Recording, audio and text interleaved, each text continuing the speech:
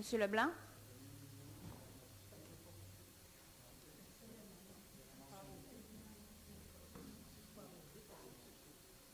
Bonjour, monsieur. Oui, bonsoir tout le monde. Alors, moi, il y a deux secteurs qui ont été un petit peu précisés, mais peut-être qu'il y a des précisions supplémentaires qu'on pourrait obtenir.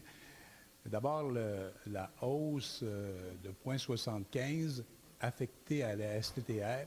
C'est sûr que ceux qui prennent l'autobus est-ce qu'on va se faire dire que c'est nous qui avons contribué à ce que la taxe monte? Parce que je veux dire, pourquoi avoir ciblé le 0,75? Je ne dis pas le montant qu'il représente, mais pourquoi dire qu'il y a 1,7 million qui... C'est une très bonne question. Puis qui représente le 0,75, j'ai peur que des gens disent, Non. ouais, voyez, vous autres, les chialeux du transport en commun, vous nous faites monter nos taxes. Bon, ben écoutez, je serais déçu si on en venait à ça. Mais on aurait pu choisir, par exemple, de mettre l'emphase sur le montant de péréquation qu'on n'a pas eu cette année, qui était de 1,5 million.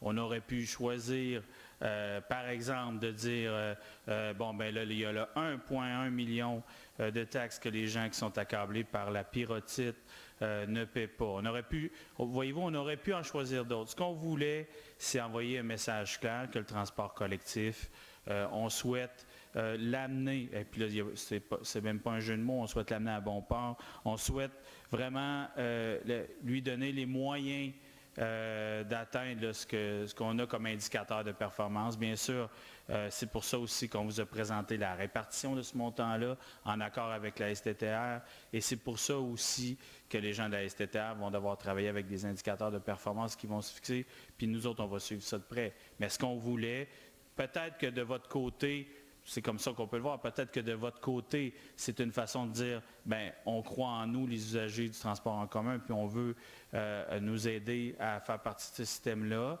Puis ça peut aussi vouloir dire aux gens qui ne prennent pas le transport en commun que la Ville de Trois-Rivières, oui, investit dans le transport en commun parce qu'il y croit, mais est aussi bien au fait et en bon gestionnaire suit les montants qu'elle verse à sa société de transport.